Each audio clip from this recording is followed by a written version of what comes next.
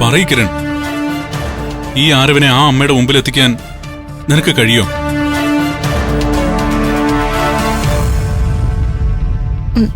Sorry sir, I M helpless. ഒരു റെസ്റ്റോറന്റിൽ മാത്രം വെച്ച് കണ്ട് പരിചയമുള്ള ആരവിനെ എനിക്കോ എന്റെ ഫ്രണ്ട്സിനോ അവൻ എവിടെയാണെന്ന് അറിയില്ല. പോലീസുകാർ പോലും അന്വേഷിച്ചിട്ട് ഇതുവരെ കണ്ടെത്താൻ പറ്റാത്തൊരു പ്രതിയെ ഞങ്ങൾ 5 പെൺകുട്ടികൾ എവിടെ പോയി കണ്ടെത്താനാ സർ? സോറി സർ, ഞാൻ പോട്ടെ. നിന്നെ ഈ പാലിക്കാൻ കഴിയാത്ത വാക്കുകൾ ആരും ആർക്കും നൽകരുത്.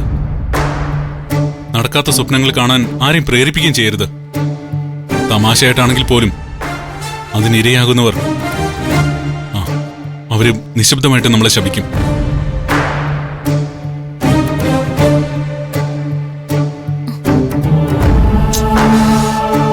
ഇതാ മോളെ, കുടിക്കേ. വേണ്ട ജോസഫേട്ട, ഇപ്പൊ ഇത് കുടിച്ചാ എനിക്ക് തൊണ്ടേന്ന് ഇറങ്ങില്ല. പോട്ടെ.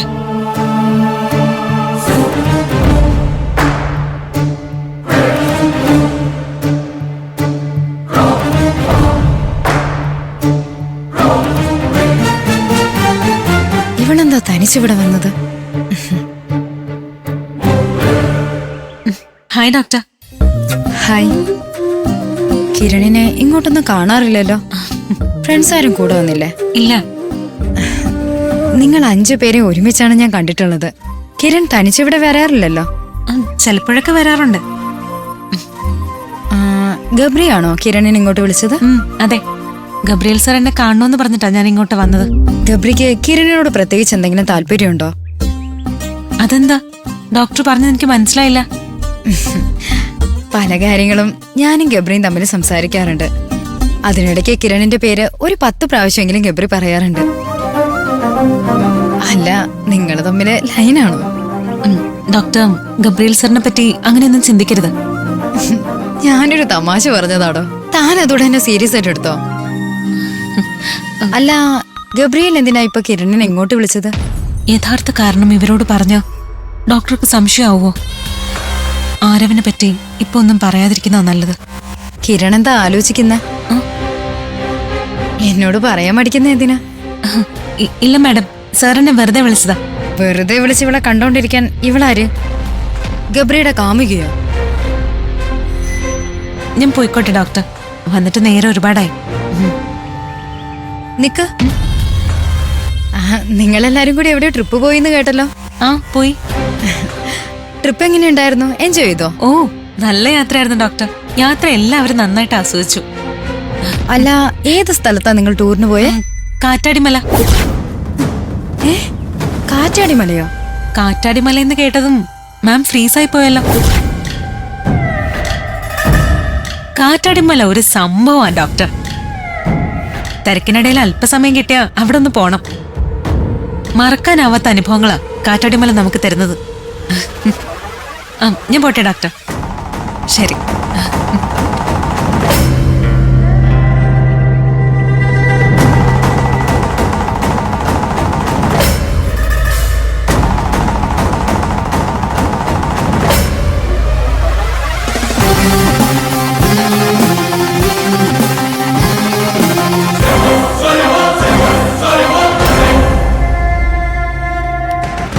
അതിനുവേണ്ടിയാണോ ഗബ്രി കിരണിനെ വിളിച്ചു വരുത്തിയത്?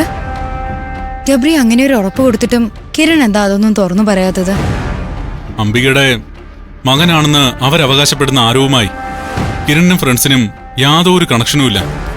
ഒരു കണക്ഷനും ഇല്ലെന്ന് എങ്ങനെ ഉറപ്പിക്കാനാവും? കിരണുമായി സംസാരിച്ചപ്പോ എനിക്കത് ബോധ്യമായി. എന്നാ എനിക്കത് ബോധ്യപ്പെട്ടിട്ടില്ല. എമിലി, ആ 5 പെൺകുട്ടികൾക്കും ആരവെന്ന പ്രതിയുമായി എന്തോ ഒരു ഡീപ് കണക്ഷൻ ഉണ്ട്. അങ്ങനെ ഞാൻ വിശ്വസിക്കുന്നു. ഏയ്, അക്കാര്യത്തിലെ അനാവശ്യ സംശയങ്ങളൊന്നും വേണ്ട. അല്ല, എനിക്കില്ലാത്ത സംശയം എമിലിക്ക് എങ്ങനെ ഉണ്ടാവുന്നു? ഇനി എമിലിക്ക് സംശയം ഉണ്ടെങ്കിൽ തന്നെ ഇപ്പൊ അതിനുള്ള തെളിവെന്താ? തെളിവ് ഞാൻ തരാം. 5 സുന്ദരികൾ കഴിഞ്ഞ ദിവസം ഒരുമിച്ചൊരു ട്രിപ്പ് പോയി. അവരെവിടെയാ പോയെന്ന് ഗബ്രി അറിഞ്ഞായിരുന്നോ? അവര് പോകുന്ന എവിടെയാണെന്ന് ഞാനെങ്ങനെ അറിയാനാ? ഞാനത് അന്വേഷിച്ചിട്ടുമില്ല. ഞാനത് അന്വേഷിച്ചു. അവര് പോയത് കാറ്റാടി മലയിലേക്കാ. കാറ്റാടി മലയിലോ?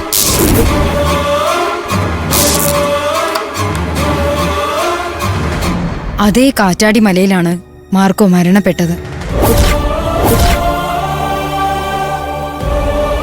ഞാൻ ഇനി പറയാൻ പോകുന്നത് ഗബ്രിക്ക് കേൾക്കാൻ ഇഷ്ടമായെന്ന് വരില്ല.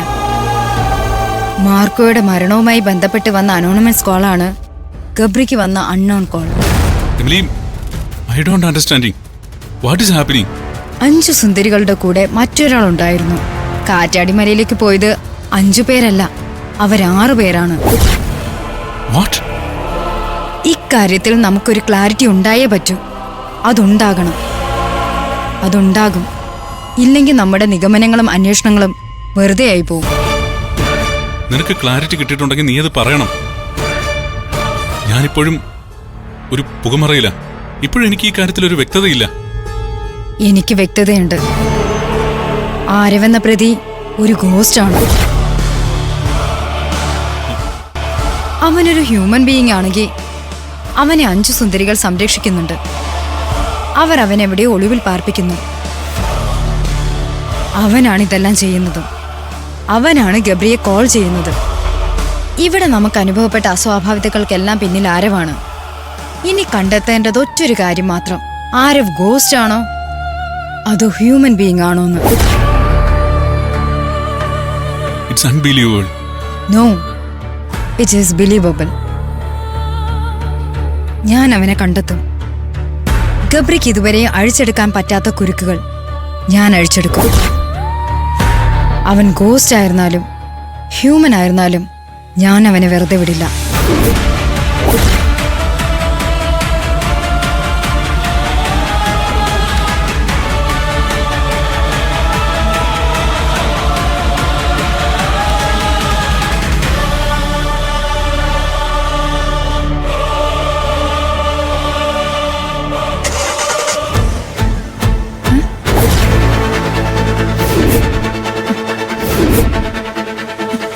ഇതെന്താ? ആരെന്റെ കാർ സ്റ്റാർട്ടാക്കിയേ? ജോസഫേട്ടാ,